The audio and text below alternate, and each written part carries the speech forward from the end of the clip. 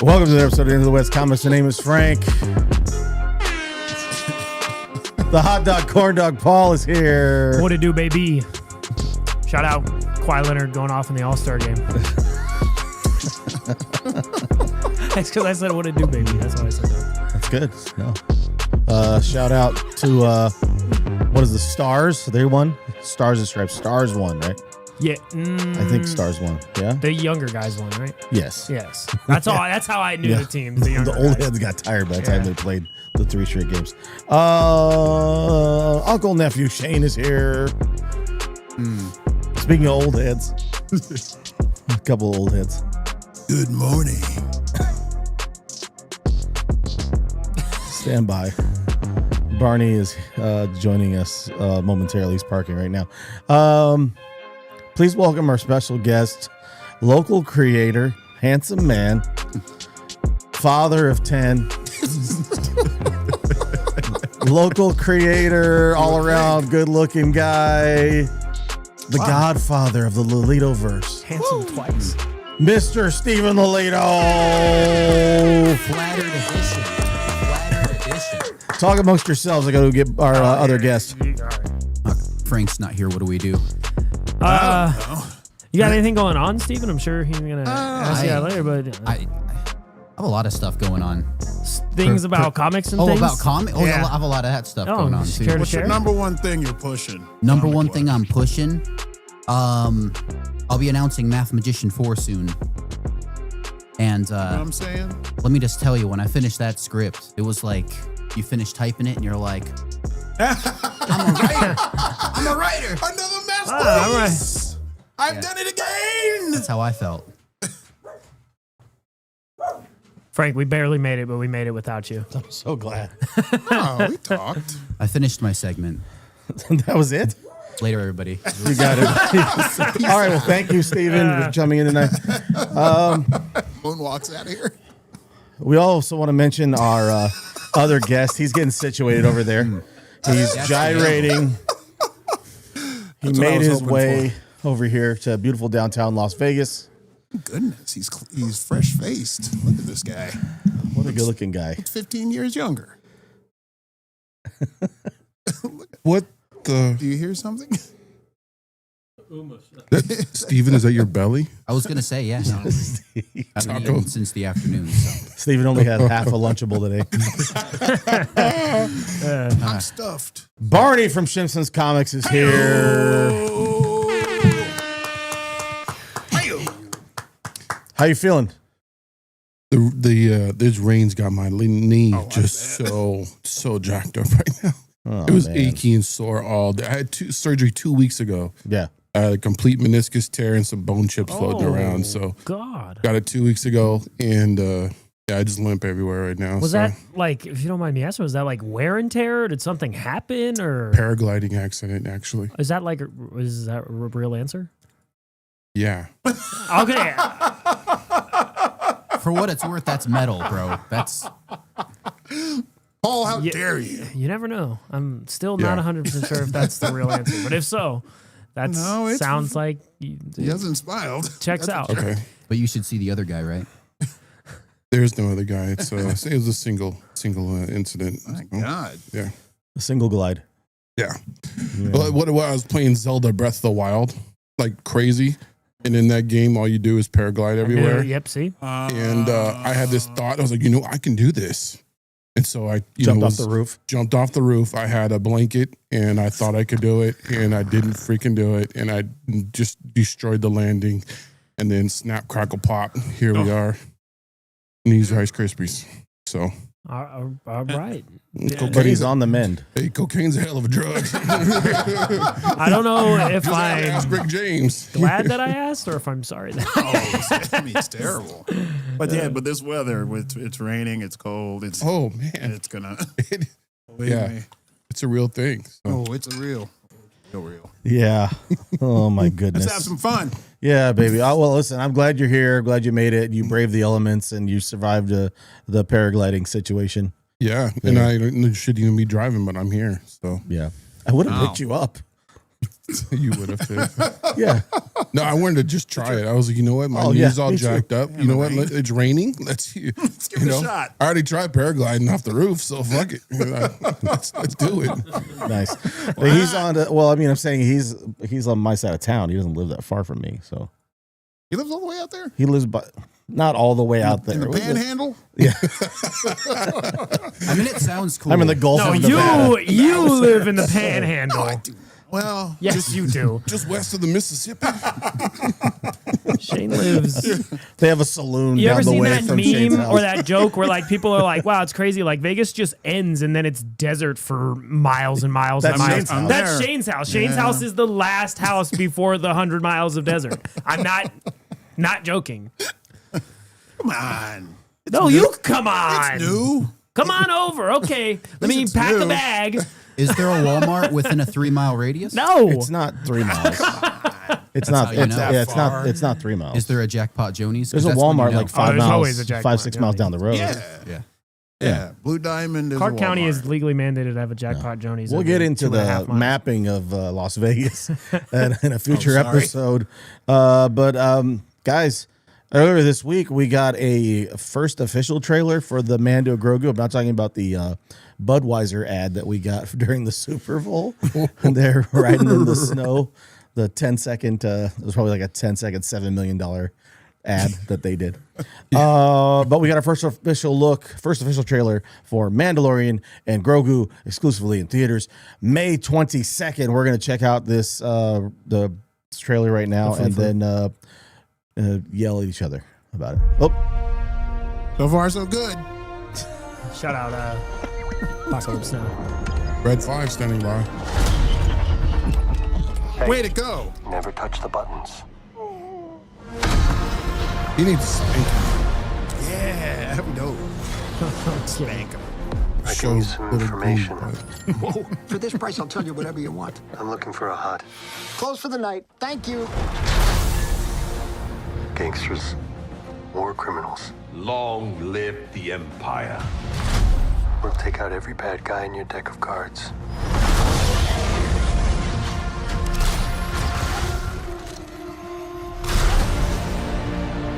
This isn't about revenge. It's about preventing another war. Strap in.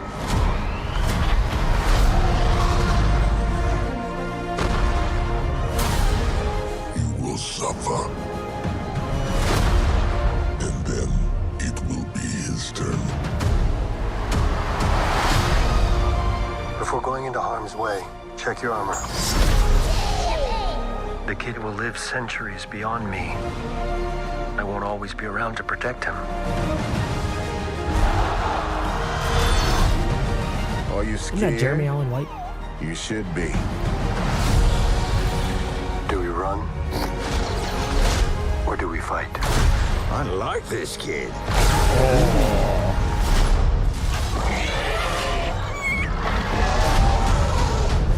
What are you waiting for?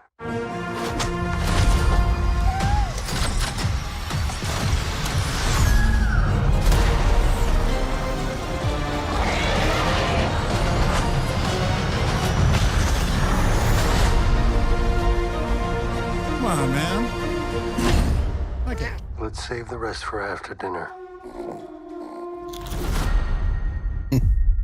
forged for IMAX. Oh, right. Okay. That was the quietest we've ever been after a trailer ended. Yeah, I was just watching it like, oh, okay. Yeah. Transfixed. Like it looks Washing fun. over you. It looks fun. Absolutely. That looked better than the thing we got a couple of months ago. That little teaser thing that made Marcus so angry. That would have made Marcus angry too, though. So Marcus somewhere is angry. Yep. He's on assignment tonight. He's not here. he knew we were watching that. That's why he's not here. Yeah. It's I'm sure he's upset. Barney, what'd you think about that? I thought that actually looks like a Star Wars movie. I mean, they're going different planets. There's creatures. There's familiar creatures. There's the one. What's the character that they showed real quick that had him? He was from. Oh, Rebels, Zeb. Clone. I knew Zeb. I know Zeb. The bounty hunter? Yeah, the bounty hunter. With like the Raiden hat looking thing. So I cannot think of his Embo? Matt. I can't think of his name, but He's a bounty hunter. He was in Clone Wars. Yeah, I think so. I know who you're talking about. But I mean, this actually, this looks like a Star Wars movie. This looks like a more into the Star Wars mythos of what they've shown in the trailers and how they put it together than the TV shows that they've been doing. This actually looks like it has pizzazz, something of interest. Yeah. The way they're doing it. And I'm hoping they actually make it feel more part of the Star Wars universe, because Mandalorian, when it first came out, felt very like separated. Yeah. So this is going to actually really tie it in, which I'm hoping. I'm jazzed, man. Paul, are you jazzed? I'm somewhere in between. I think some of it looks really, really cool, and I think some of it looks really corny. Okay. And I kind of liked that it wasn't super connected to all the Star Wars stuff. Before, you mean? Yeah, and I feel like where a lot of people, not everyone's, complaints started coming in is when it started to become too much. Like, it's Luke, and it's Ahsoka, and it's whatever. And we backtracked on that pretty quickly because they realized people didn't really like it, or at least people were complaining about it. But weirdly, all of the stuff in that trailer that doesn't center around the relationship between Grogu and Mandalorian and Mando, I thought looked really cool. Everything that centered around him and Grogu, I felt like I've seen this before for 32 hours. If they don't overdo it, like they, but clearly, how many scenes of cookie eating do you want? See, that's what I'm saying. I'm like, maybe clearly 4. they're pushing it in the trailer, but I'm praying they don't push it that hard. It looks like a fun movie. I am excited for the movie. Like, I'm excited for anything Star Wars, but I am a little like, you know what I'm saying? Yeah, I understand your concern. No doubt about that. Everything else going on looks cool though. Sure. The big snake looks thing. like fun. I feel like in the show they kind of forced it upon us, like again with like the Luke stuff. Like it was like, this is continuity. This might ease us into a little bit more, and it just looks fun. Like Star Wars movies are cheesy. They're like fun, and they're that's fair. Like for the most part, if you like, because my girlfriend and I watched, or mainly her, she rewatches them all the time, which is awesome. Probably why I'm so attracted to her. But, so I'll just walk in the room and Star Wars is just on. It's got to be a part and I'll of be it. like just watching it. I'm like, these are cheesy movies. They're really, really cheesy movies. Even the ones that are bad, I enjoy, because it's like there's not really anything like Star Wars, a live action universe with like crazy space epic nonsense, and it's just really fun to be able to watch it. I just hope that this is more Mandalorian, as far as quality, more Mandalorian season 1 and 2 and less Mandalorian season, the later seasons. Yeah, as far as quality, you know. And Barney, they had your favorite in there. They had snowtroopers. They did. You saw that. Yeah. Barney's eyes lit up when They did, dude. When I saw those in the trailer, I was like, oh, because you and I watched this trailer. It dropped when we were having breakfast the other day. We had breakfast and the trailer dropped and we sat there. We held hands and watched it. We did. Yeah. George Michael joined the table. So I like the I mean, obviously anything Star Wars, I'm on board. Sign me up. Same. Do I think it's going to be as a cool, dense, well acted show or film like we got from Andor? No, but I think it's going to be really entertaining. I think it's going to be some fun, and it looks like it'll appeal to enough audiences to where they're going to get pretty good attendance. It's like the third week of May when it comes out. So, you're right there before summertime really hits for most of the country. So I think it'll get pretty good attendance. I think the movie is going to do pretty well. I don't know if it's going to be like, that's a little tease, but I don't know if it's going to be one of those box office champ type films. But it is, I think it will be well received. I think so. I think it will do well. Most people that I talk to who don't really know much about Star Wars, because we're kind of getting there in life, where a lot of people, they know of Star Wars, but they don't love Star Wars like that. They like Mandalorian. They don't really want to watch the other stuff, but they love Mandalorian. Yeah, and the girls love Grogu. Yeah, sure. So, I gotta say something before though, is you're talking about how Luke coming in and the different continuity aspects that they were introducing in the Mandalorian and stuff. But if you can put yourself back in the moment when that end of was it season 2? I think it was of Mandalorian, when Luke did show up. Oh, and dude. It was pretty wild. That was cool. was, I mean, he flies in with the X-Wing and all of us are sitting there on the edge of the seat like, what is happening? Who is when this? everybody was watching Mandalorian's episodes when they came out at midnight, I was dead asleep. These guys all spoiled it for me. They were all texting like A crazy. friend of mine spoiled it for me too. So spoiled for me I'm like too. waking up and I'm like, what is happening? Yeah. And they're like, this is crazy. But that Like, moment, through I text, mean, they're yelling you at could, each other. I could still feel that moment of when it happened and then he revealed and the green lightsaber lit up. And you're just That like, was nuts. oh my. that they show him in black and white at first, and then you're not sure. Like, what? Wait a minute. Yeah. Yeah, it's pretty crazy. you know, what happened after that, you know, with the little things that transpired, but the CGI that they used to de-age, you know, Hamill's face was gorgeous. Yeah. Like, you know, that's the first time I've seen it happen and work to where the, you know, his lips, when he speak and say certain words, it actually matched up, you know, with the CGI. So, but those moments with Luke, the rest of it as it kept going, I completely detest what they did with Ezra Bridger and how he was on a planet for so long. He could in still, Ahsoka. And Ezra was there and he could still barely use the Force, you know, and Still being on struggled. that and just completely struggled. And it's like, oh, this is just, you know, for where he ended in Rebels and where he should have been all those years later. Just I did not like that at all. So. Well, I mean, there's some another cool callback is the creature that is tearing off that door and throwing it. That's one of the creatures game from the chess pieces, game, from the first Star Wars of the Flea Flu. of the New Big Hope. Beast. And Yeah. Obi-Wan was playing Chewie on the Millennium. Yeah. Yeah. I love it. Shane is hyped. It's a good way to put a bow on it. I Yeah. love it. I don't know, man. Just like it's gonna be. You gonna go watch it though, Paulie? Yeah, Of of course course, he of is. course. Like I'm excited for it in that it's a Star Wars thing. I'm kind of like, I don't know if this is gonna be great. I just but- want to know what they're gonna like. I want to know how far they can go with this, with them doing this in movie form. Like, I want to know how much time and actual, you know, effort, like how much super effort do they put into this as far as movie form? We're used to seeing them just, you know, the Disney show and all that. I want to know As far what as the next full- thing, because the next Yeah. thing is going to be like their crossover, like Heir to the Empire Yeah. adaptation. Can thing they between- hold a full movie that'll keep our attention for, you know, an hour? What and was the last 45 movie that came out? Rise of Skywalker.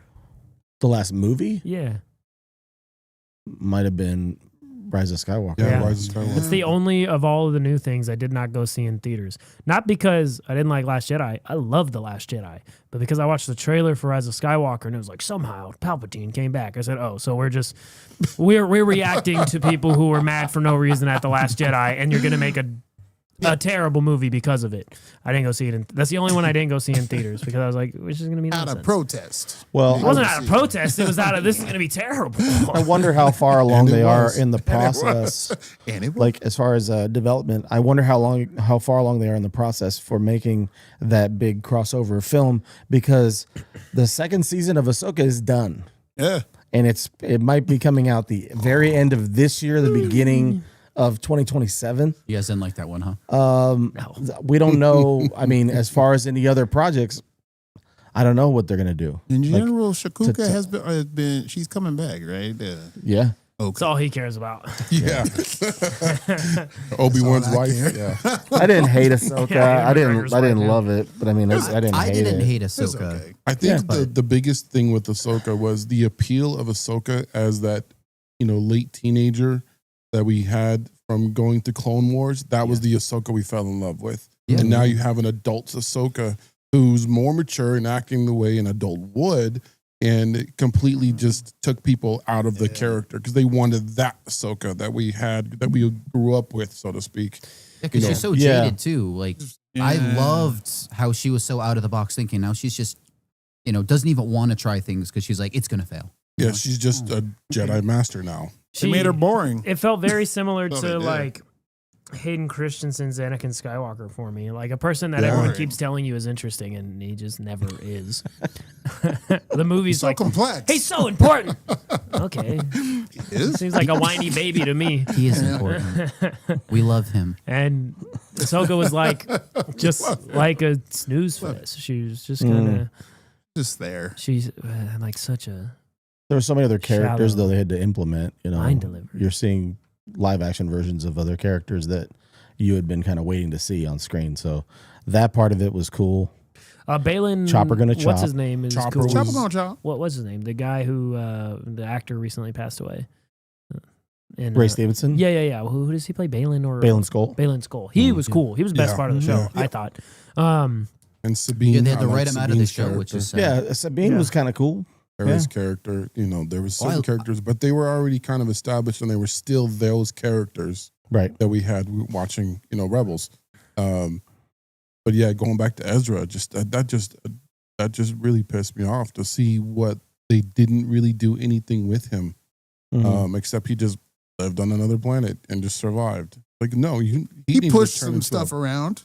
He pushed.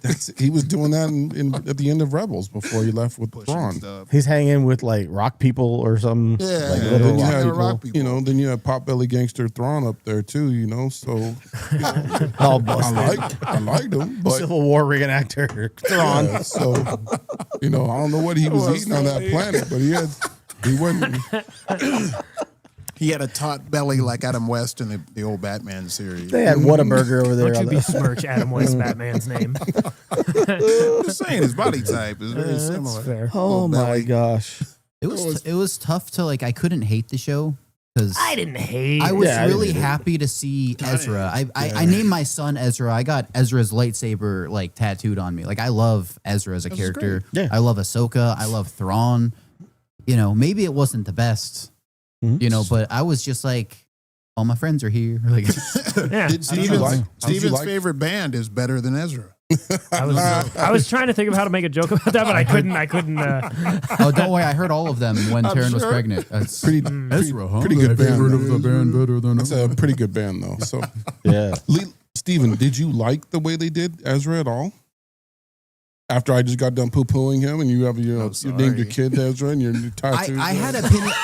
I had I just opinions. destroyed the poor guy. Don't worry, Ezra was born before the show came out. But it was I was happy that Ezra wasn't dead, but at the same time, I don't know. I don't know what I would have done with the character. If Ezra was in the Lelito verse, let me get that out. Lelito verse. How would you have written them? Oh, that's a good question. Would you have Chef kissed at the end if you had written in the way he was in the show? If I got a chance to write Star Wars Rebels, oh, you missed it. I was telling about when I finished the Math Magician 4 script, how I was I'm a writer now. Really? After that one? Yeah. I mean, you only have more than a dozen issues under your belt, but now you're a writer. That was just a good. I wrote it, and I'm like, who is this guy right now? Fire. It'd be hard to say. I'd have to really put some thought into it because Star Wars, you can't just have an idea. Everything has to work. So I couldn't just give a quick pitch of what I would do with anything Star Wars. It'd be very thought out. You'll get a text at 3 a.m. of what I'll do with Ezra, but Deal. not right now, not live. That'd be nice. Yeah. I'll probably be awake going, oh, this is freaking me. Oh, paraglider. Staring at the paraglider in the corner room. Ah, My knee hurts. this damn rain. Feeling a cloud. Steven, we're talking about some stuff that you have been working on. They were talking to you about it earlier as far as future projects or how's the world of Lelito, the Lelito verse. How is this developing? What's going on? So it's really cool because a lot of my series, my 3 series, I think that's a lot, but that's a lot. Yeah, thanks, man. It's more than one or I two needed to for hear one you guy. say it. Yeah. It's more than the 4 of us got combined. All right. They've been getting more and more attraction to where I can go to a comic shop, even if I'm in another state, and people will recognize the book, and it's been very, very cool. So That is very, very cool. it's allowing me to really expand on it kind of fearlessly, because when I was originally writing, before the first 8 issues of Boxboy came out, every time a new issue would come out, I'd be like, it could end here. Nobody could buy this. But now I'm writing oh, I know at least 4 people are going to be stoked, and I get excited. That's cool, yeah. So I'm typing. I'm oh man, the look on Paul's face when this happens. I can start feeling that while I'm writing. Sure. So, with that being said, we're definitely getting more Parashift. The second issue is being inked by Vic Moya. Oh, nice. He's pretty good. Huh? Yeah. He's pretty talented. Wow. He's so- been on here with us before. He's yeah. So he's making that book look even more beautiful. Hannah, who colored it before, is still going to be coloring it. She's actually been getting a lot more work lately too. Amari's working on Math Magician 4. His art is just getting better and better.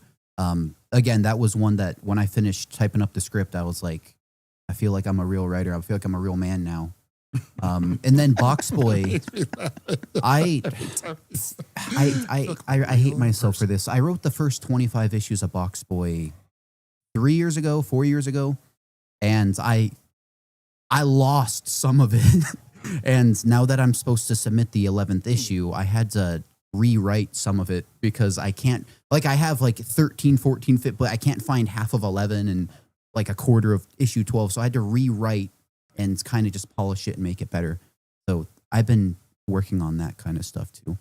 But one thing I did want to show you, because I don't want to just say I'm working on something and have nothing.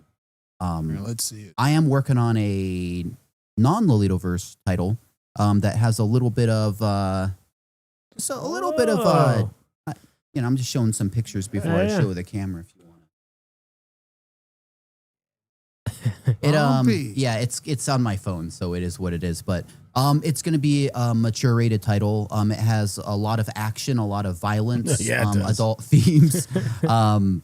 It has scientific cults. It has a stealth unit. It has post-apocalyptic vibes, and it's being worked on right now. It's going to be a 4-issue series to start, and the second issue is about halfway done.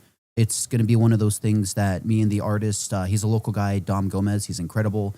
Once we finish that, we're going to be pitching it to major publishers. So I'm excited about it. It's going to be the first time I'm pitching like a complete project that's not my Box Boy stuff, not my... Right.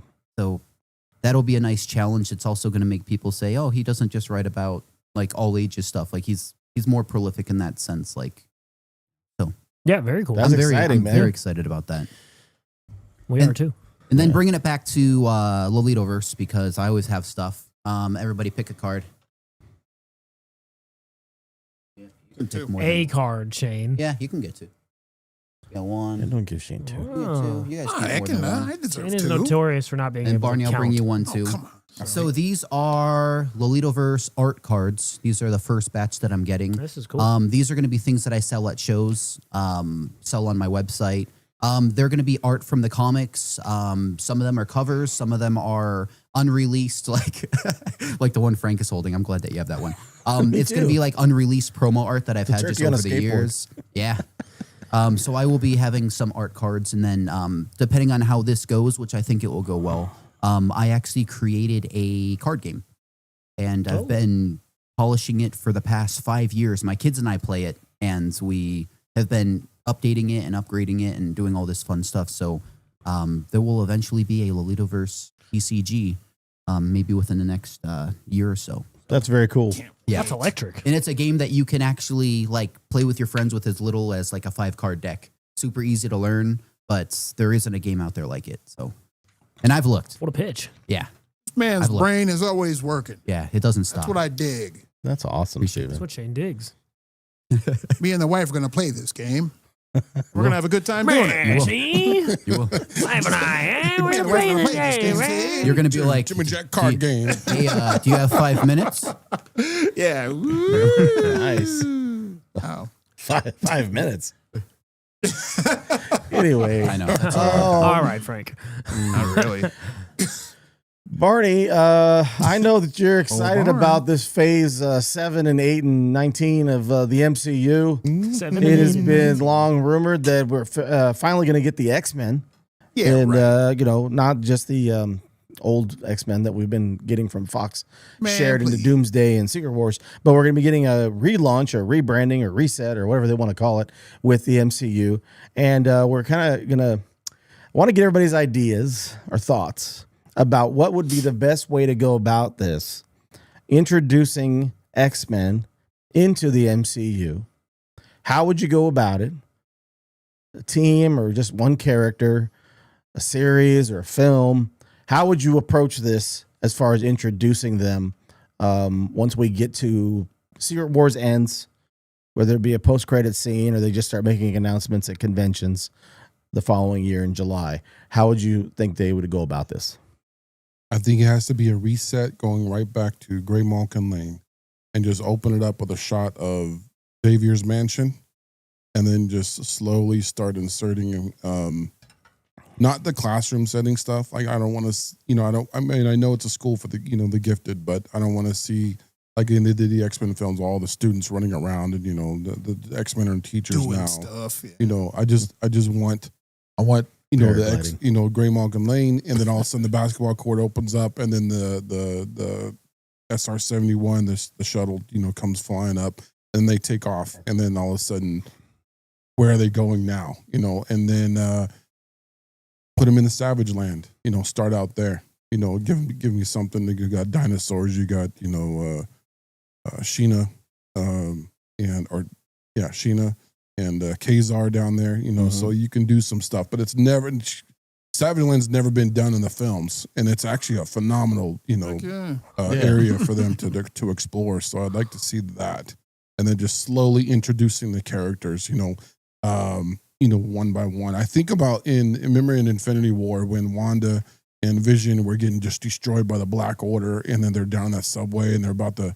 The one elf is about to hit a kill shot, and then all of a sudden the train goes by, and then all of a sudden there's a figure that's standing there, and then just comes out, and it's Steve. It's America's Rogers. ass. America's ass, and and then that moment, all of us are like, "Whoa!" I need every moment like that of somehow the X-Men being introduced, of that excitement, but one by one. I don't want all of a sudden they come slow-mo walking onto the screen. I need a one by one reintroduction of these new X-Men, because it's going to be new X-Men. I mean, right? They're not going to be the characters that we've known for forever. It's going to be new actors playing all these people. So we need build up of each one of them come out. That's my quick. No, I like that take. I mean, we, like you said, we hadn't seen them have anything to do with the Savage Land, so that would be kind of cool. That'd be a good take. And have Rogue in their tattered outfit. Nick says that in the chat. He's like, "Hey, Savage Land Rogue." He just said that. Yeah, it would get the views. I mean, and Magneto down there. Magneto's down there. So do a lot with Savage. Yeah, Sanju F1Y1N says, I'm going with the X-Men 97 lineup, and then also Sadie Sink is rumored to play Jean Grey in Spider-Man Brand New Day, so we could be getting Jean Grey in that new team when we move forward into post Secret Wars stuff. Paul, what do you think? Well, I'm curious to see what they do with some of the things that they've already kind of set up. Like what comes of the what? I'm just reading Tim's comment. Oh, what does it say? I thought you were just letting it fall. Incursion happens to have a Disney Plus apology series of each new character and their origin story. All right, that's it. But I'm curious to see what they do with the threads they have already put down, like Kelsey Grammer's Beast at the end of Marvels.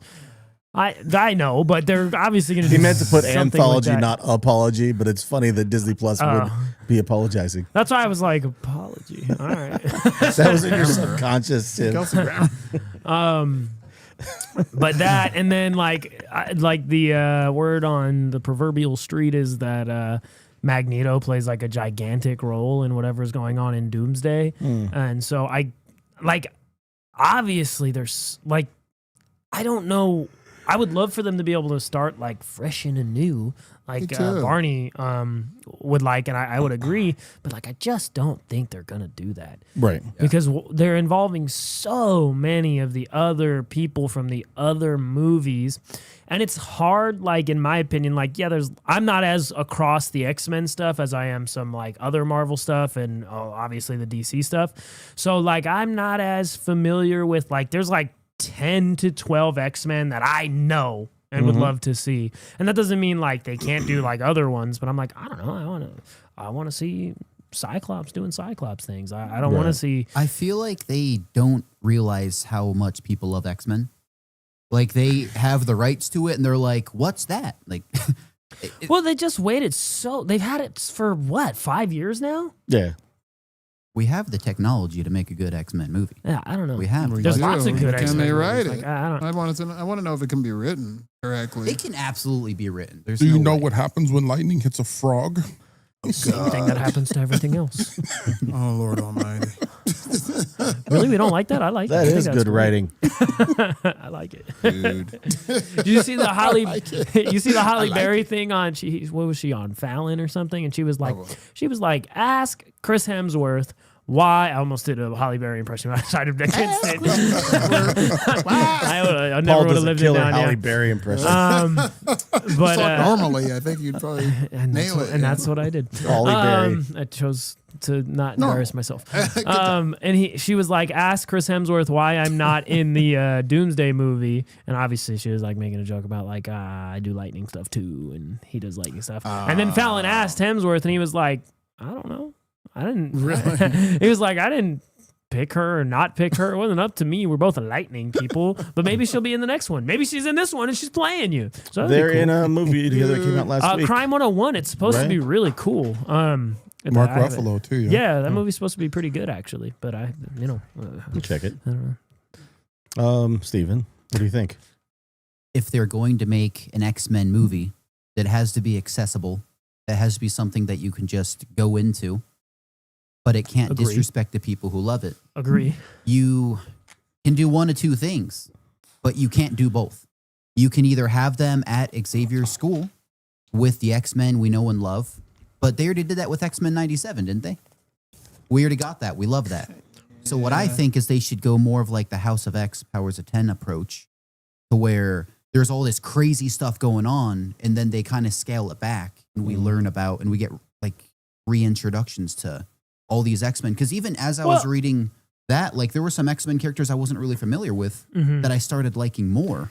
What did if they kind of took the approach and it was successful for like the most part was with Superman? Like it was a established universe with people and things, and like they didn't explain Mr. Terrific. He just showed up. They didn't explain Guy Gardner. He just showed up. And that's kind of I kind of like. That's how yeah. House of X was. We knew who Charles Xavier was and everything that he was doing. So everything that happened to him was dramatic and crazy. But as people were coming in, you're like, who's that? And then you'd kind of learn and you'd be like, wow, they're very interesting. And then they brought in like the Marauders and things like that. And I love it. Every single week, it was like every X-Men book. Give it to me. I want to read all of them.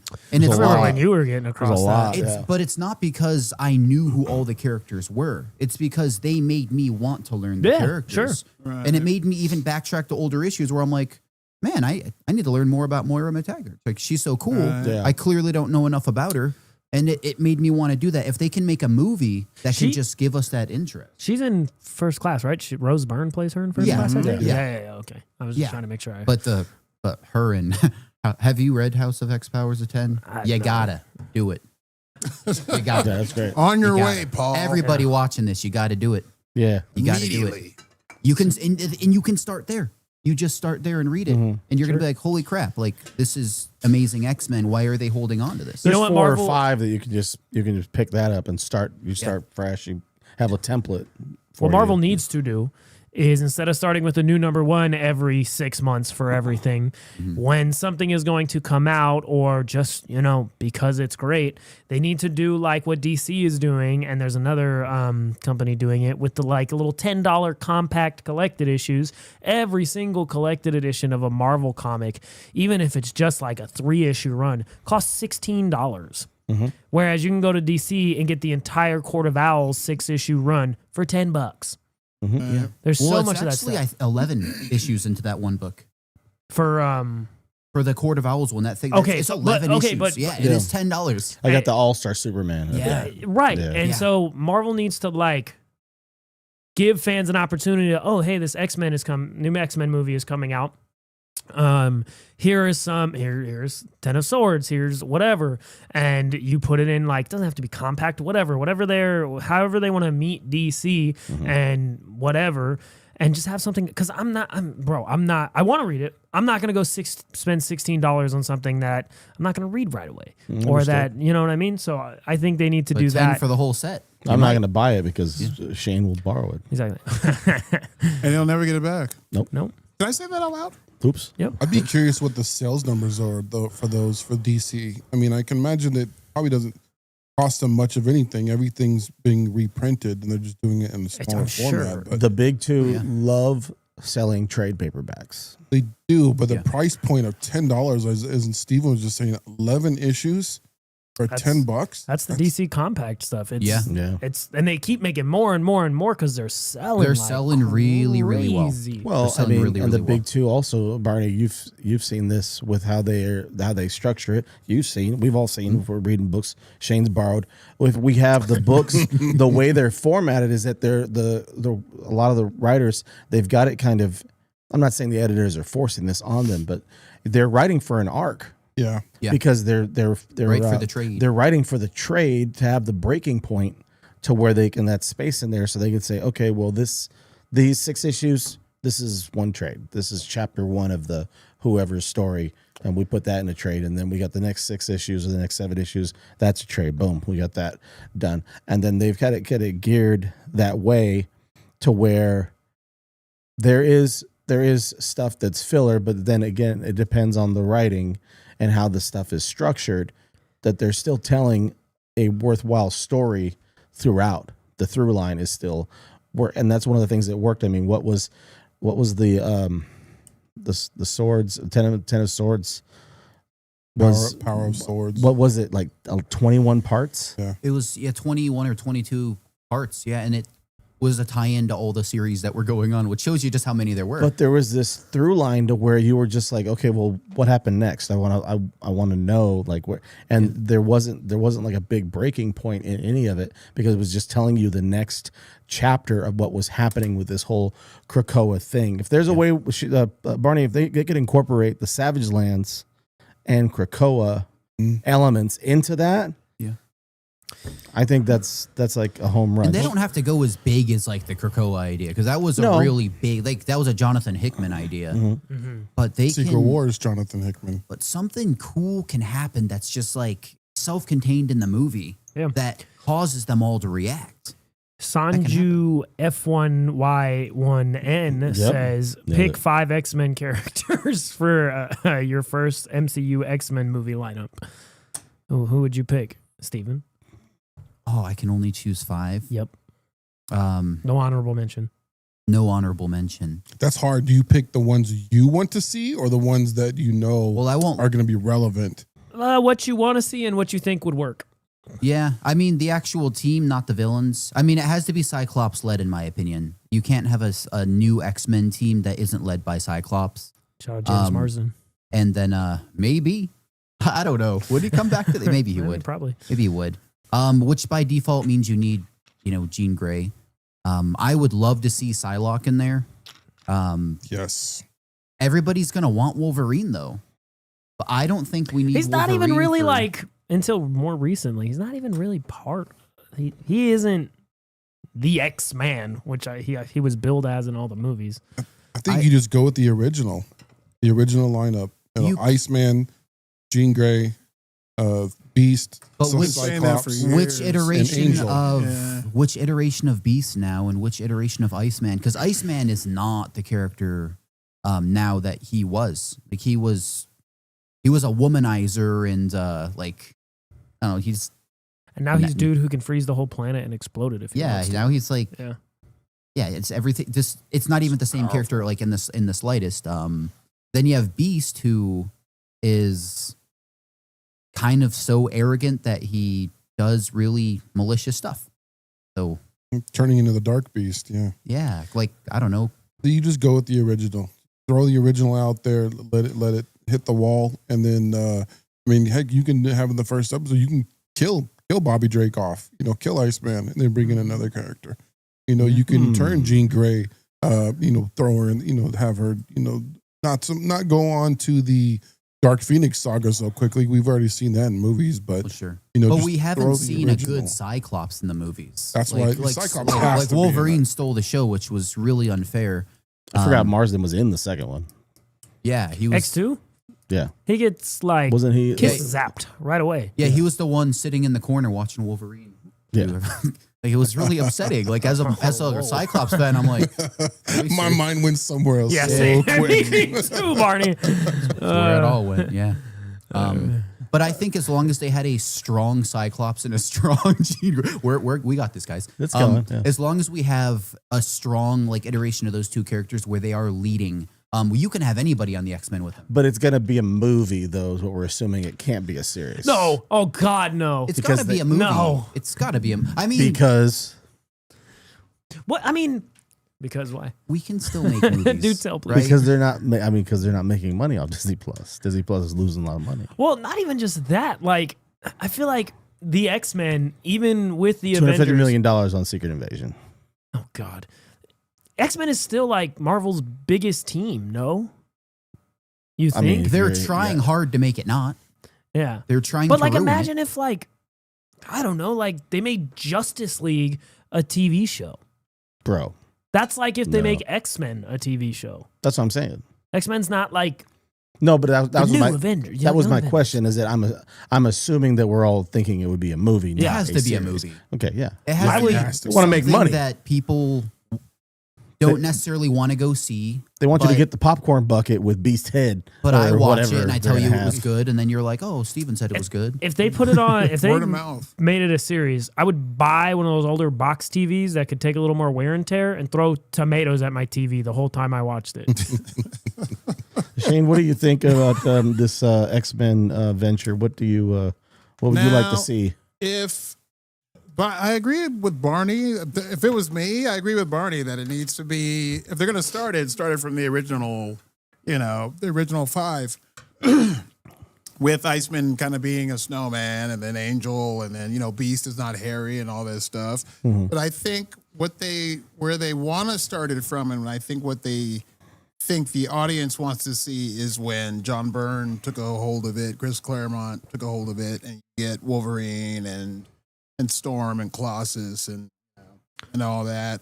The Thunderbird dies in the frame. Yeah. I mean, if you wanted to do something like they did in Fantastic Four, you can have you could show the advancement of this group specifically just in the first 15 minutes or so, and show Thunderbird, show Banshee, so show them dying, and then you could get up to speed with the cast where actually Wolverine and Colossus and Nightcrawler and is in the group. I'd be for Wolverine again if he was recast. Yeah, just recast him. But for God's sakes, yeah. recast him. But They're gonna wait till and Hugh Jackman dies. if you start this film and you get through that, and you start the film, like they should be in a city like they're fighting Proteus or something like that. Like take one of those books from the past and have them fighting Proteus, where Proteus is morphing the city into all kinds of weird stuff, and then they work together as a team. That sounds wonderful. That's one thing that I did not like about all the old X-Men movies. They just showed everybody sporadically just showing their powers, like every once in a while. They rarely worked as a team, hardly ever. And if they did have any kind of action in the film, Except for when Colossus threw Wolverine. Fastball special. well, yeah, Fastball fastball special, special. Yeah. But other than that, like I want to see them work together, and I want to see Colossus do the fastball special with Wolverine, Cyclops. Wolverine's falling, but Cyclops shoots the optic blast to slow Wolverine down. That type of thing. Yeah. Yeah. I want to see like cool stuff like that. That's kind of what I wish would happen with this new iteration of X-Men. Yeah. You're talking about also that with They can those make it fun. It those doesn't have to be all doom original and gloom. Bryan Singer X-Men movies. Yeah. He didn't want them to have X-Men comics on set, and a young at the time production assistant who ended up becoming a pretty big name Feige. within the MCU. Kevin Feige was smuggling comic books to Really? the actors and actresses. Say, look at this. X-Men books. Like, check this out. This was it's like, because they didn't want to have X-Men books on. I don't know why you wouldn't have comic books on a comic book seriously, movie it's a set. comic But again, it's almost like it's a ploy. Like they actually hate X-Men and they want it to Yeah. die because it's so good. Like the story writes itself. These characters are so cool. But even the comics right now, they're not the best. And they should be. They should be the best. And it's a great like allegory for like civil rights. So there's like a compelling story there. Oh yeah, in 2026, come on. Yeah. Yeah, especially now. Yeah. But that's one thing. I think the mutants go home thing has kind of been done to death. That's true. No, You know that's what I definitely mean? true. That's like the whole plot of like the first 3 Bobby's throwing stuff. The Well, that might be the approach then, is for them to go back into like a Krakoa / Savage Land thing, and you start with your original 5, and then you just kind of build.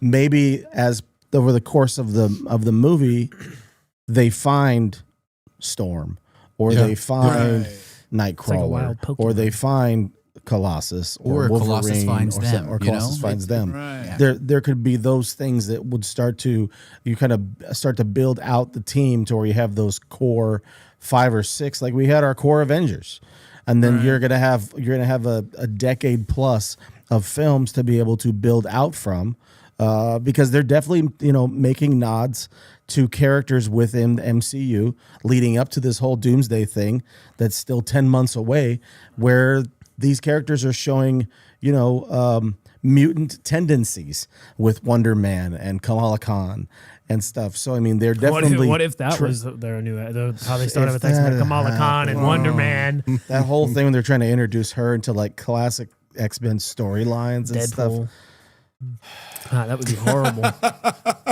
So we start by Heavy not sigh doing was that. real. That bums me out more than I think reading Wonder Man being a ASM part of right it now, would be bro. cool. I think Wonder Man being a part of it would be cool. Yeah. Interesting. Yeah. They What about they have to do the villains right, and we need a good Yes. Cyclops. That's so? it can be anyone. Here's what I feel could be like a real possibility for their first like X-Men group: Wanda, Wow. Kamala Khan, Oof. Wonder Man, Big. Charles Xavier, Professor X, Oh boy. Kelsey Grammer, Beast. I thought you were just going to say Kelsey Grammer. Kelsey Grammer Kelsey has- Grammer, Frasier. Frasier, yeah, Frasier, himself. Frasier, and Fraser Crane. and Frasier's little brother. I can't remember his name. Nigel. Nigel, there you go, Nigel. No, and Hugh Jackman, Wolverine. Did I ever say that? Yeah. Yeah, okay, that. Good Lord Almighty. Hugh Jackman, that, P.T. but no, Barnum. unfortunately, that's like real life. A team we could get Barnum. of X-Men. Sanju on the chat put in a good one. What if, they're instead of recasting Wolverine, X-23 took over the role? That'd be nice. That would be cool. That'd be I fine. wouldn't mind that. Yeah, Yeah. Marcus would be thrilled. Oh, God. he'd be thrilled about the Kamala Khan thing too. That too. But I digress. Oh, my. She's yeah, liked enough though. Like she is. Who's would that? be- Daphne Keane or Kamala Yeah. Khan? oh Daphne Daphne Keane. Keane. Oh, okay. Like Well, I mean, people either of love them. her enough to where there'd be like the people who have seen Logan and all that stuff would be excited, and then Yeah, people who she's don't great. know anything about it would be cool. And she's cool in Deadpool and Wolverine. I think she's Yeah. probably one of the best used cameos in that movie. Like she I think really so. works in there. How old Nick is she now? Who? How old is she now? 25-ish? 25? Daphne Keane? Oh, Which- God. I don't think that's... I hope that's not why he was asking. Old enough to go Converse shopping. Nick is here in the chat. He says MCU Spider-Man didn't get an origin story, so who knows if X-Men will get an origin story either. That's true, Nick. We don't know. We have no idea what they're going to do. Well, according to Paul, Nope. his team rolled out doesn't need any introduction. No, they don't. They've already had We them. know them all already. Frasier. Yeah. Am I What a wrong, though? lineup. Could that not be what they do? I mean, I'm not going day one if that's the team. Dude, I'm hoping it's God. not that route. I would be kind of sad if that was the direction we were going. And they- All right, let's switch the mood. For what? Shane, I need you to cop What do you need? / drop. Hey, let's do this! Tonight you are judge, jury, and executioner. You got no backup tonight. You got 4 I've already guys. started. Pardon me. Relax. Hey, let's do this! I've already Once again, it's time for Cover Drive!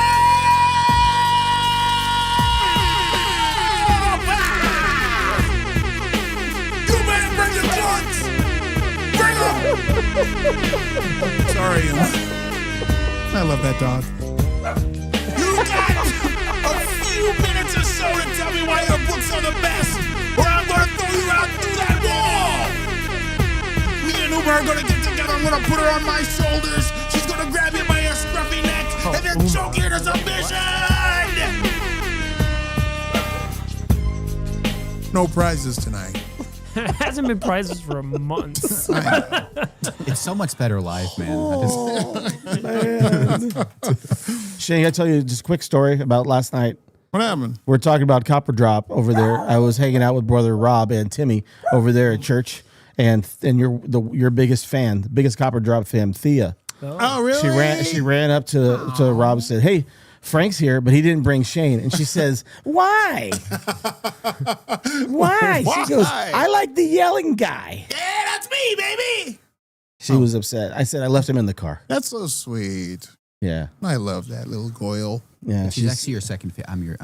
Oh, you're my. biggest You're my. fan. It's fine. We'll give it to her, but Thank you. Shout out to Thea and brother Rob will be joining Thank us in you, a few weeks. Thea. I love you. Um, All right, who's going first? Who wants to go first? Would somebody like to go first? You tell us. You're the judge and everything. You and Quan are gonna and the yell at people tonight. Let's get Paul out of the way. Oh. Paul, go here first. All out of the way. I mean, he ain't winning, so we might as well just go ahead and get him out of the way. I paid him off. I'm so sorry. This is a formality, man.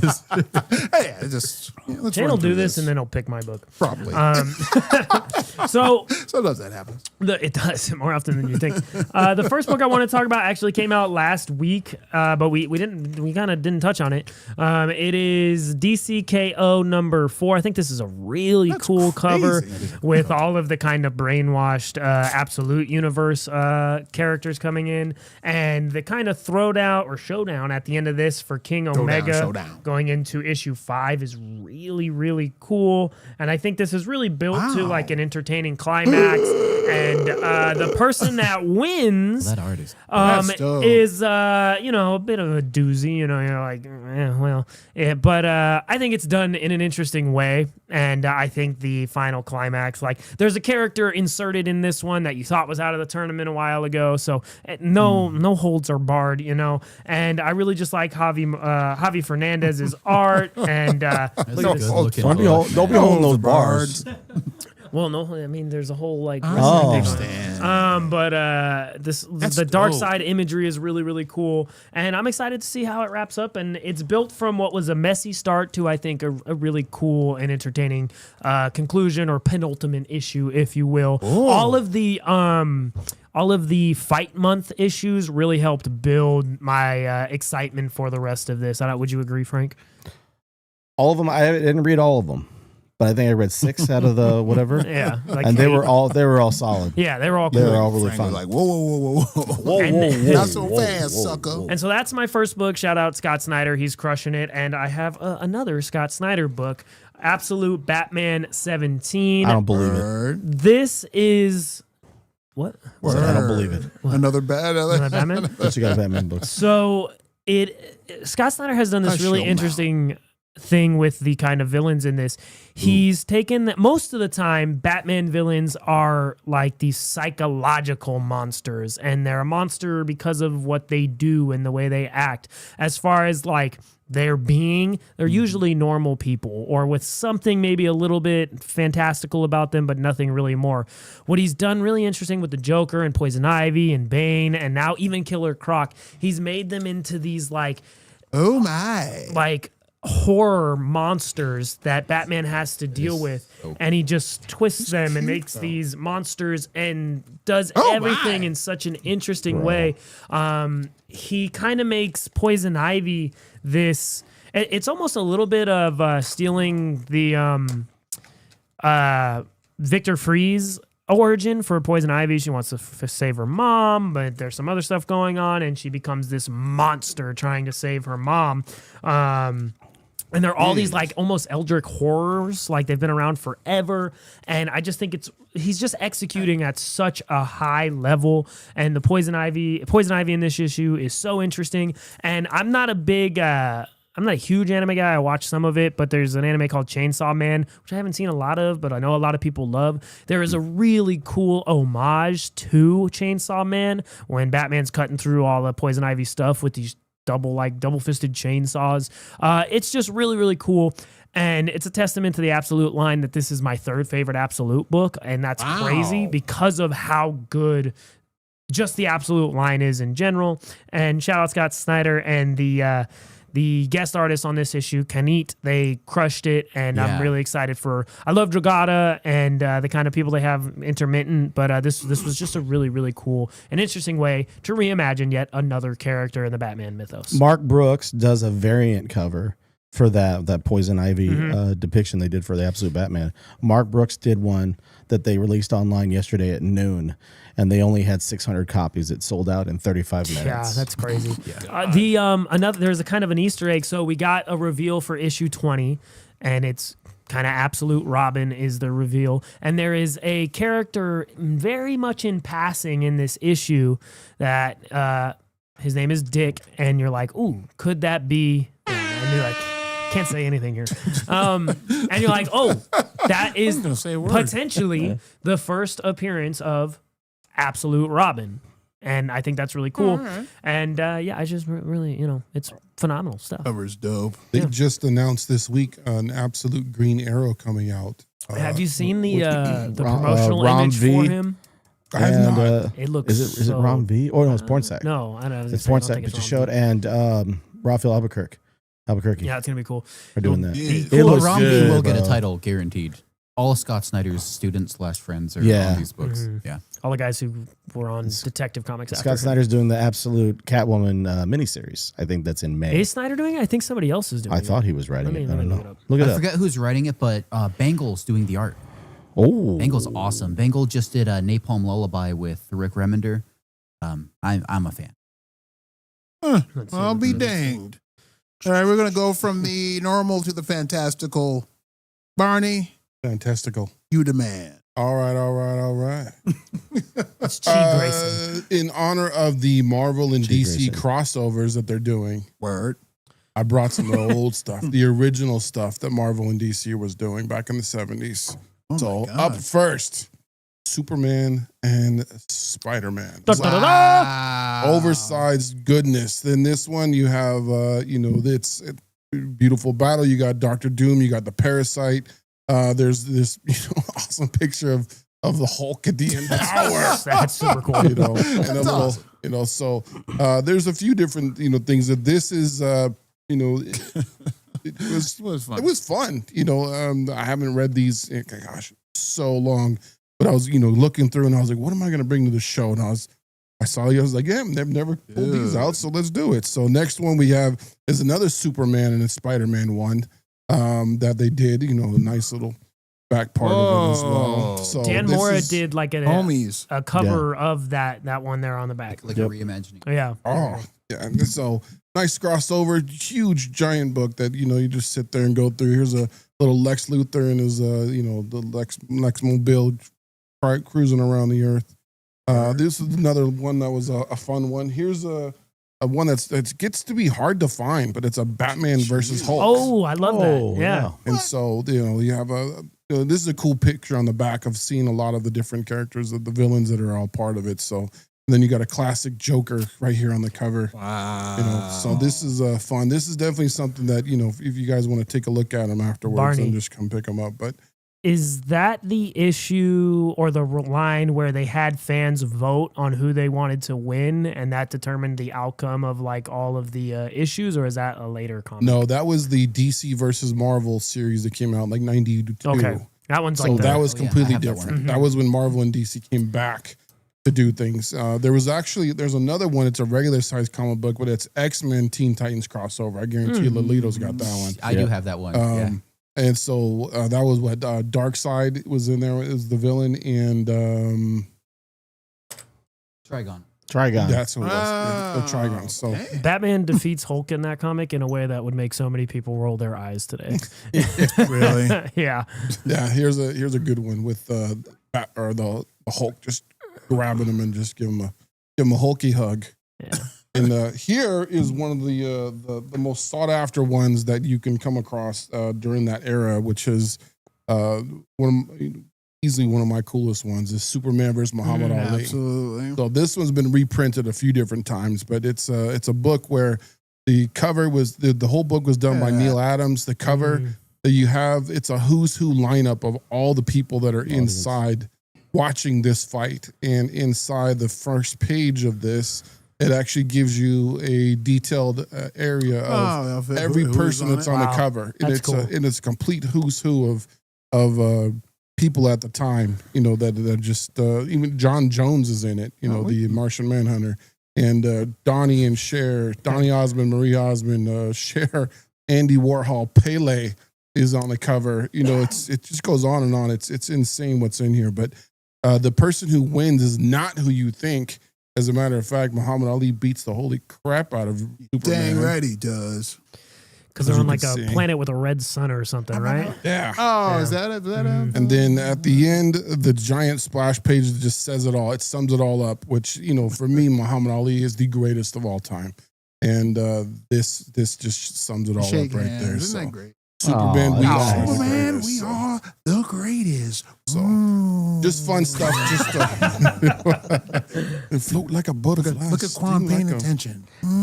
So this was just fun stuff. I just wanted, Never mind. Just wanted to bring some of these oversized in to share with the people.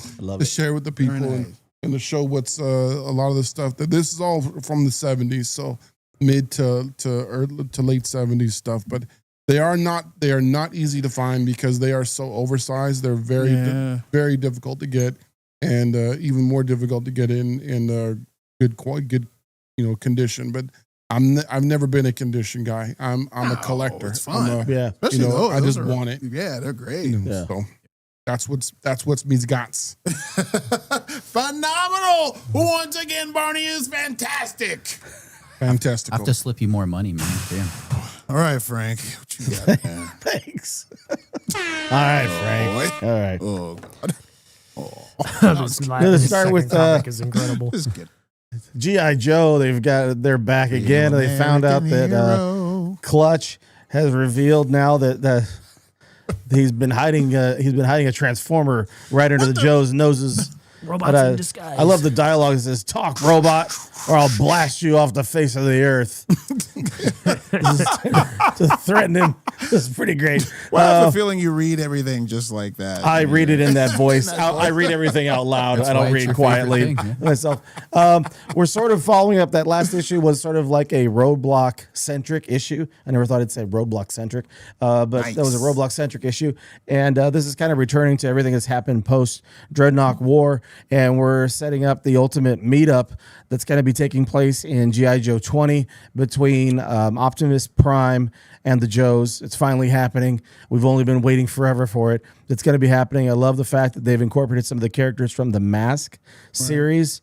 I know that Barney's a fan of those guys as well, but they're incorporating those characters, Matt Tracker, Miles Mayhem, those kind of guys into this series as well. It's really fun.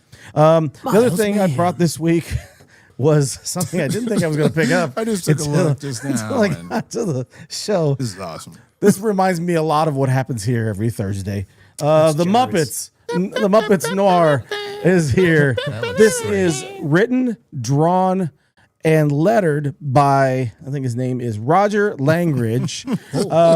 Basically what takes place is Kermit is trying to get a show together last minute, and he's stressed out. So they make him take a nap, and then like what usually happens is the talent shows up, and they're practicing their brick tossing, and they knock Kermit out. They give him a big bump in his noggin.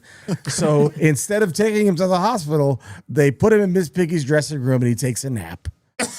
And then he begins to visualize that he is a private detective, and all the characters on the show are informants or police or other characters that he has to find this mystery. He has to solve this mystery of someone he's looking for. Frank, why Frank on the cover? But I didn't know I was going to be picking that up when I went to the shop yesterday. And when I did, thank you, sweetheart. And when I did, I'm glad I did because I love the Muppets. You guys know I love Muppets stuff. And it was a lot of fun. I really enjoyed it, and I'm looking forward to the next issue. I don't know how long it's going to go because it is dynamite. It might go for 3 issues. It might go 6 or 10. It might wait a year for the next one. That's very true. Oh, that was quite the kiss by Barney. I gotta He be didn't honest. just kiss you. He sucks your cheek into his mouth. This is. I gotta be honest. He's blushing. This is in the running, no doubt about it. I love the Muppets. Yeah, I think I'll be mad at you if that doesn't work. I don't even know if I want to go anymore. Oh, you're going. Get to it. His name in his Lelito? alternate is in his brain when he gets hit in the head. His detective name is Flip Minnow. I'm gonna hunt that down. I need it. I need that issue. That's sorry. I just see Frank reading it, giggling like. Doing the voices. I need to hear your Kermit voice. Everybody's got a Kermit voice, Gonzo. though, right? I think we all Here's have Kermit voice. Gonzo. All right, Steven, your turn. All right, Steven Lelito, Are you get get to it. Are you Yeah, sure, guy? absolutely. Okay. I feel like this is like a participation trophy Oh, right now. please. I love you guys. I really, really like the series. I really, really like the series. You brought it in before, I believe. Ghost Pepper. Paul has actually. I peer pressured him to get it one day. That's And not he did entirely untrue. It wasn't a lot of pressure. really? He just said, this is good. You should buy it. I And was did. like, dude, I kind of like it. You should try it. Okay. Ludo Lullaby's art. He wrote and drew this. Adriana Lucas did the colors. Who does like Nightwing and all that fun stuff. But this book looks so good. The art in this Daniel Warren Johnson cover is something else That's too. nice. It is so fun and just wild. It's like post-apocalyptic vibes. The character Laloy, whatever her name is, has a food truck. It's one of those names you don't read out loud. Yeah, you don't read it out loud, but there's like these false deities, and like everybody worships this, person who isn't maybe who they are out to be. But it's just a fun adventure story. The characters are introduced so well. We're on issue 8, and I feel like I know the characters. I love the characters. Ludo Lullaby is just knocking it out of the park. He's going to be taking over Transformers. Yep. Yeah, we were talking about that last week. Yeah. And I'm upset. Like, I follow him on Instagram, and whenever he posts like old stuff, I have to refrain from being like, I'm obsessed with you. Because he's just so incredible. And this is the first time a series since The Sacrificers, because I don't shut up about that one. But the first time since that series where I'm like, wow, I cannot wait until the next issue. I cannot wait to read it. I will reread to catch up on it. And It's very anime-esque, you would say, right? yeah. Yeah. Yeah, his style is just very well done. And especially because talking about Transformers, people love Riley Rossmo. People love Daniel Warren Johnson on Transformers. So he's going to complement that so much. I might start picking up Transformers just because they're on it. Yeah. The last book, the last book I want to show is The Fall of Ultraman. Do not just Marvel. It's a number 1, but it's the 20th issue in the series. But it's Kyle Higgins. It's Matt Groom. You get art that looks like this, bro. That's That's very nice. cool, yeah. It is just so sick. And the reason why I love this book so much, you got to check out all of the Ultraman stuff that Kyle Higgins does. There's like Trials of Ultraman, Rise of Ultraman, all those. I always wanted to get into Ultraman, but I didn't know how. I didn't know where to start. It's kind of before my time. Like I grew up liking Godzilla. I grew up liking Godzilla, but I never got into like Ultraman. This book that Kyle Higgins and Matt Groom have been writing together, I have not missed a single issue of it. It looks Bro. fantastic. It's gorgeous. This is very much an issue that you can jump right into. Oh. And then you're going to want to backtrack because this is how it all ends, but it ends with kind of a prophecy of them, somebody coming back from the future saying, this is what's going to happen. Are you still going to proceed? And they're like, well, actually, you got to read it to find out what they say. Hey, How about that? All right, that's a teaser. But Jeez. it's Looks dope. it's got to be one of Marvel's best books. Just total, like out. All right. Yeah. All right, I like that. I'm into All that. right. It's got to be the Muppets, Shane. I know. Yeah, it's the Muppets for sure. But that Ultraman is something I grew up with as Yeah. a kid. I believe all of us, besides you two youngsters, probably. Let me just take a quick peruse. Give it a go. And Lelito. Also, they wins. just announced Kyle Higgins Titans. on Teen Titans. That's right. Yeah. He's doing Immortal Legends Batman right now, too, right? Uh-huh. Which I'm very much enjoying. Yeah, too. that's a cool. Quan's These got the dudes best get movie my ever body. on in the background. No Country for Old Men. I love that Very movie. distracted right now. Yeah. Yeah, Pulp Fiction on earlier. All right, Frank wins Muppets. But, All right. But in honor of Black History Month, Muhammad Ali versus Superman gets honorable mention. And then the Reverend Jesse Jackson just passed away. Sad.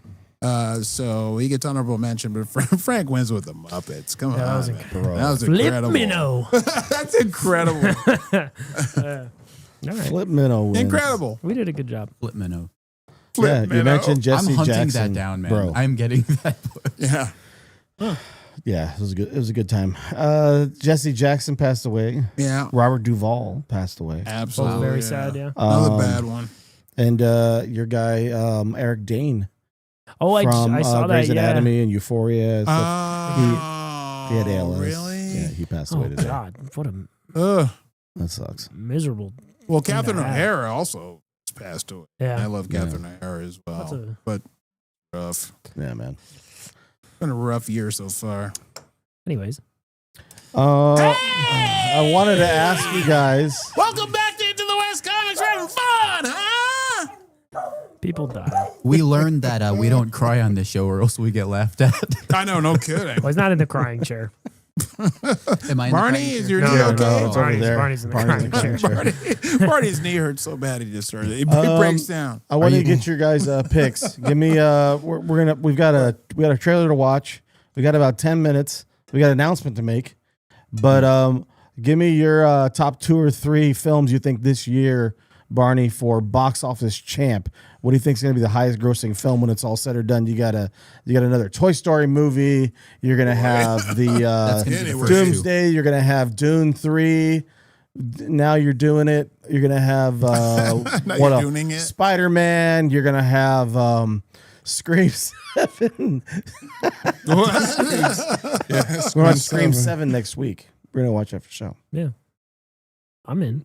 Have fun. What does that mean? I don't know. I don't care about Scream. You don't like want to scream guys for the do. seventh So you don't care about No. us? Barney, what do you think? You guys love Scream. You guys love That's all Scream. right. It I just actually want to go looks with good. Frank. Doomsday, Dune, and then Spider-Man. Keep it quick and easy. That's where I'm heading. All right. Which one's number Really? one? Doomsday?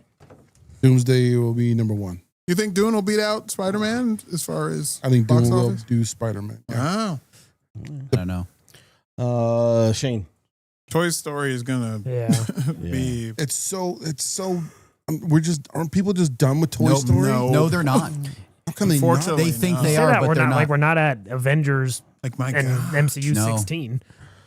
Like, dude. I'm done with Toy Story, but I'm still going to watch it. You're gonna watch it, Yeah, I'll still say and it. you're gonna be like, "Oh, that was actually good." Could they even? Can this cast even come close? Like, isn't half the cast like? Aren't they No. deceased? No, Ratzenberger's still alive. Don Rickles is passed on. I mean, Well, Hanks and Alan are alive, and they haven't done anything heinous that's going to get them taken off the movie yet. So that's what really matters. like, dude, Well, they can't sound. I mean, Tom Hanks sounds. His voice is getting kind of gravelly at this well, point. you see, Woody has like a bald spot now. I'm not kidding. They've had yeah, promotional there is. images Oh, of it. yeah, Yeah. really? Yeah, the trailer, yeah. I can't So believe what they're were your making picks? Sorry.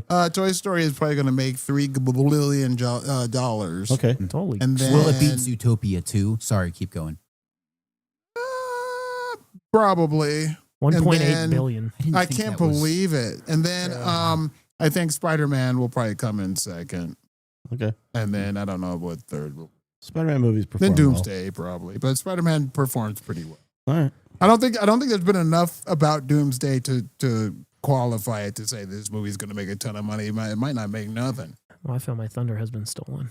Oh, really? Was that going to That's be your my list 3? exactly. Yeah. Yeah, like So I'm you just know, gonna nobody piggyback knows on the back anything. of that. Nobody knows anything about Doomsday, and you know what I mean. Like, Not yet.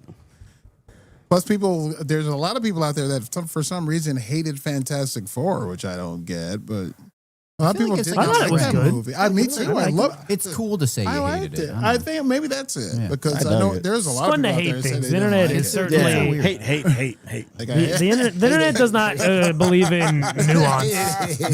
Like 9 out of 10. I hate Haters it. ball. Like, haters ball. hate. Steven, what about you? Going to be Toy Story for the first 2, as in the first and second slot, and then Okay. Spider-Man. Yeah. Yeah. Well, you think Toy Story is going to? No, Toy First Story and is going to be second $1 billion. Toy Story is I think going it's to, Easily. yeah, like it's going to make $1 billion. Yeah. Yeah. Because we're going to watch it. We're going to be like, why? And then we're going to enjoy it. And then we're going to be like, but they better not make Maybe. another one. And then in Yeah. 10 years when they make another one, we're going to watch it. It's going to win again. I don't know what it is about Toy Story. Like Toy Story 4, I was even like, I took my kids to watch it and it was special because that was my favorite movie as a child. So I don't know. There's just some magic about Toy Story. I think Spider-Man always does well, so that's just going to do well. And then I'm gonna say Supergirl. Let's throw Supergirl in there. Oh, wow. So many people are hyped about that movie that don't like. People will go up to me and be like, "You like comics? Supergirl?" question mark, and I'll be like, man. Sure." So let's say Supergirl. She's Love gonna the surprise source us. material. Yeah. Love the source material for Supergirl. yeah, so it's great. hopefully. It's phenomenal. So Paul, you're doubling down. on Yeah, what Shane Toy Story said. I think is going to make like $2 billion. Then Spider-Man. What's your box then office Doomsday. champ, Timmy? Toy Story, Super Mario movie. Oh, I forgot about that. Oh, the can I last change one my made a grip of answers? money. Can I change my answers? And those the third one, Avengers. I'm gonna connect Toy Story, then Super Mario, then Spider-Man. Yeah. that's my Yeah. that's a I great forgot shout, about Tim. that. Yeah. I forgot about that. Yeah. Yeah. And then He-Man. Oh, No, the movie's gonna make like $400 million at most. Oh, I mean, we'll see it.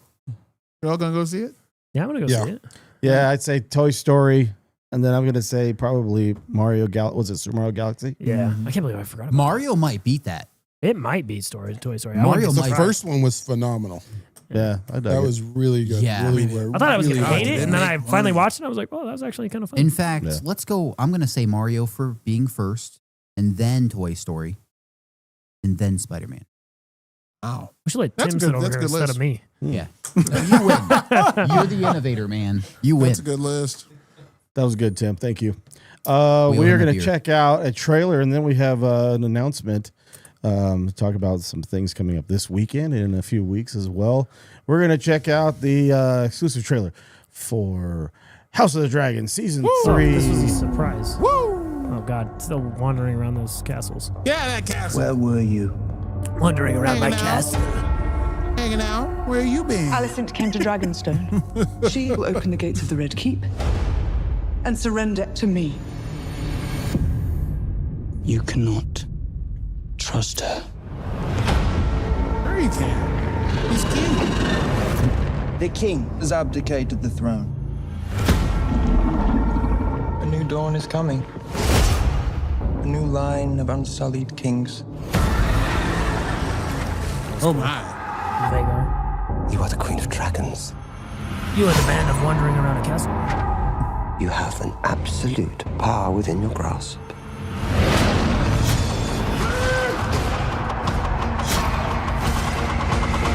Okay, this looks dope. It would be the end.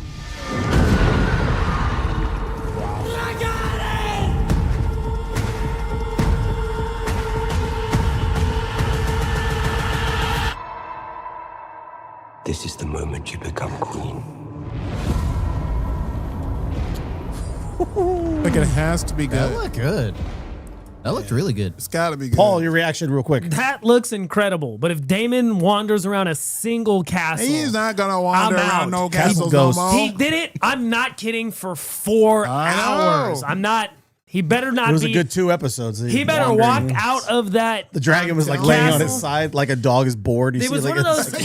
like- It was one of those episodes where like we watched it and we were all like, "Oh man, he needs to get out of this castle." And Shane's like, "Yeah, but we learned things." looks good, yeah? Oh god, That look good? That looks great. Was it different areas of the castle? Debatably, no. kitchen, He was in like 3 different He was rooms. in the great room. Man, Yeah, great room. And then the hate less than sleeping great with room. my- Yeah, the Yeah. lesser my room. And then the niece, okay but- room. I slept with you my thought it niece looked and good? Like it that? You ruined thought it looked good? everything. That looked really cool. Yeah. Looked really cool. They can't mess around. Barney, they can't mess around. They can't. Steven, they can't. I'm They just going have to start bring on the season action. 3. Why not? There you go. Why not? Gotta bring the action. Is Barney, this did the you like last, that? Is this the last There was one more season? season. Yeah, season 4 is the last season. That's why they definitely can't mess around. Yeah. So I didn't watch the first season when it came out, and then just watching you guys talking about it got me hyped. So Yeah. when season 2 came out, I was like, all right, let me jump back in. It Then was we got you beyond better than it was than I thought it was going to be. Okay. And it was because of you guys that I jumped into, and I was Season like, 2 is not I'm in. terrible by any stretch. No, It's just it's like, fine. It's good. come on. But that was the thing. Did you that like the castle exploration? Yeah. He dug it. Right. He dug it. Barney, what do we got going on this weekend? This weekend we got the Ahern Show, Collectiverse, which The first of the Collectiverse with, shows. Uncle Rob, I think, is the Yeah, gentleman. the guy who's who's putting kinda it on, and a few organizing other people. everything. So Is Uncle Rob tomorrow his night's legal preview night at the Ahern, 6 to 9 is preview night. Nice. We'll be up there 3:30ish, you know, to do set up for our spots, and then Saturday, I want to say it was 10 to 5, and then I think Sunday 10 to 4, if I remember Something correctly. like that, So, yeah. it looks like it's going to be fun. It'll be a good time. There's probably a good 100 vendors, I'm guessing, that's there. Including Shimpsons Comics, Into the West Comics. Yeah, we got a booth. Dusty Attic. Yeah, man. You know, a lot of others that are gonna be posted up. Some comic stores I've never heard of, so I'll be curious of what they're gonna be bringing. So, but I think it'll be fun. We got 20 boxes total of dollar books just to throw out there. Let the people have fun and go digging. So, yeah, we're gonna have some slabs. We're gonna have dollar books, $2 books, $5 trades. All kinds of stuff this weekend. Bada bing, bada boom. We're gonna looking to move some books. It's gonna be a good time. You're gonna hang out at some point, Saturday or Sunday, yeah. Yeah, I'm gonna be hanging out probably Saturday. Cool. Saturday I'll be hanging out. I think we're gonna film something or record something. You got to coordinate with your buddy right here. Absolutely, I'm gonna be very, very entertaining. So, but that's not all. That's not all. But before we go into that, on Sunday, and sad news. Horribly sad news.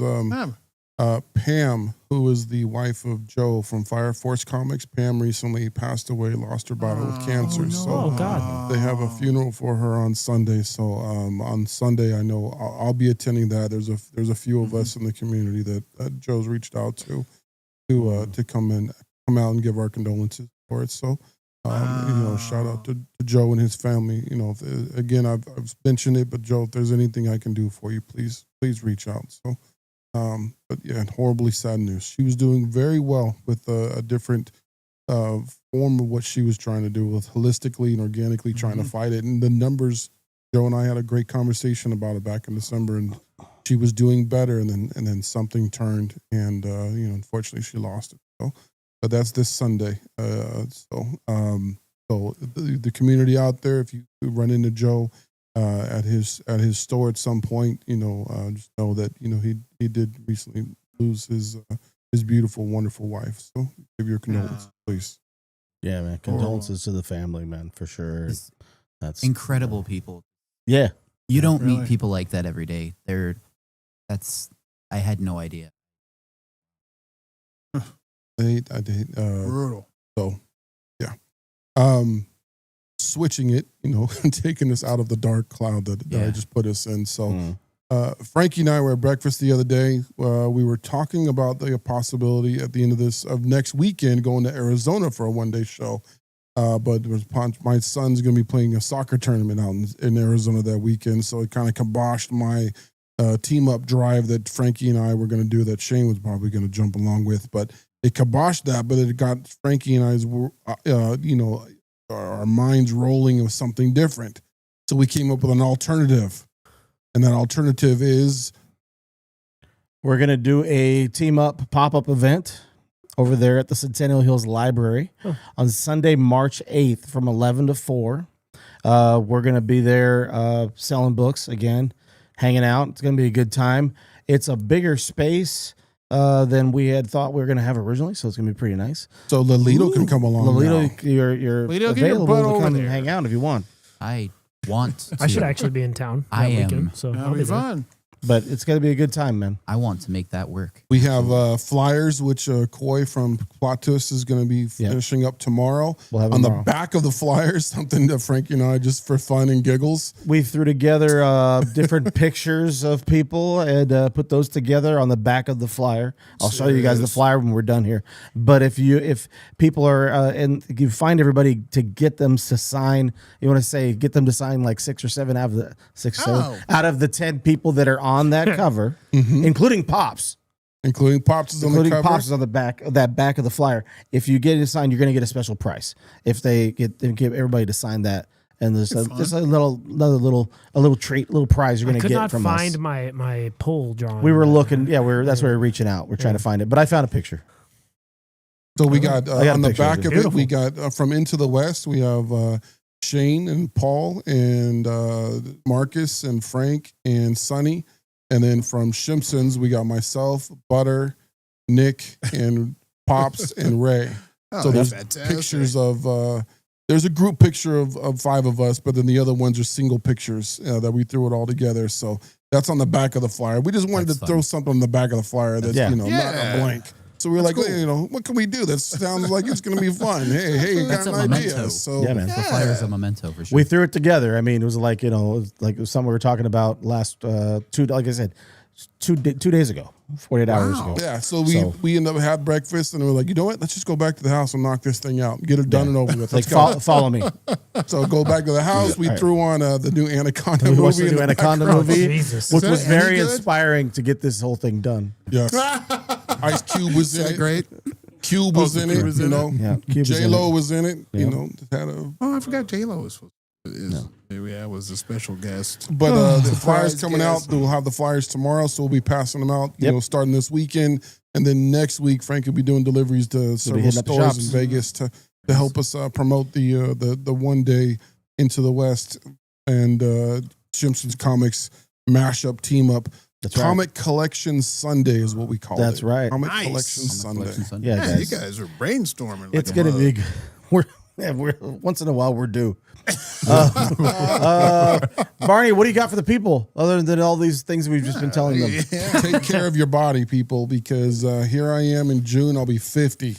Paragliding. Don't paraglide into your backyard. This stuff catches up to you, so take care of your body and don't do cocaine and think that a blanket's going to hold 290 pounds jumping off of a roof.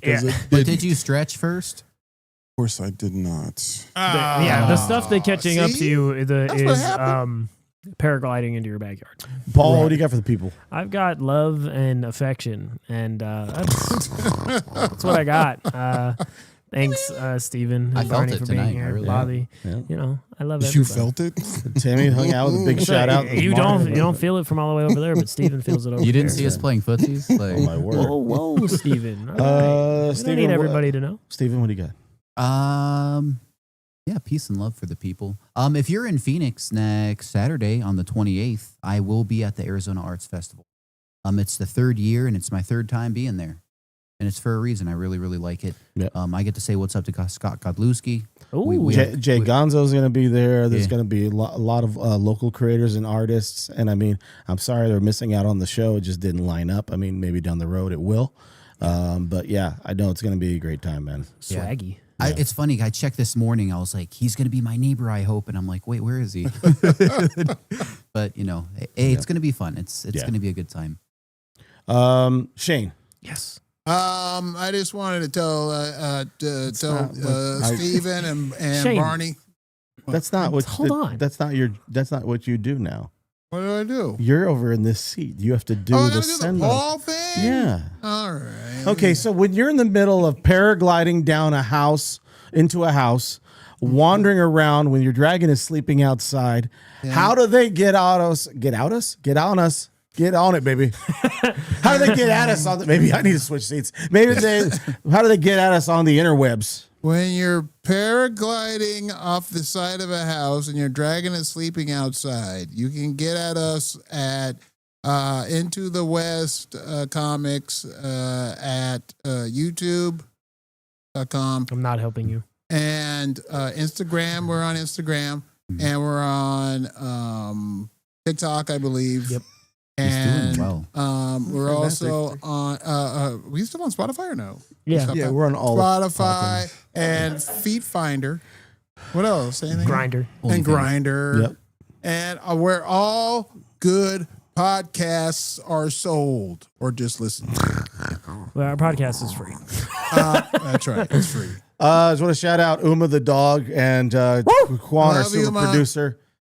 Bobby, thank you. Timmy, thanks for hanging Bobby out. 702. Shouting out Mario. We would have forgot. Shouting out Mario. Yeah. Barney, Steven, thanks. Love you. Next week, we're going to have the one, the only Gorilla Todd from Gorilla Todd's GT, Comic baby. Emporium. will be hanging out with us in studio and a special announcement as well. Guys, have a great evening. We love you so much. It's taco time in America. We'll talk to you soon.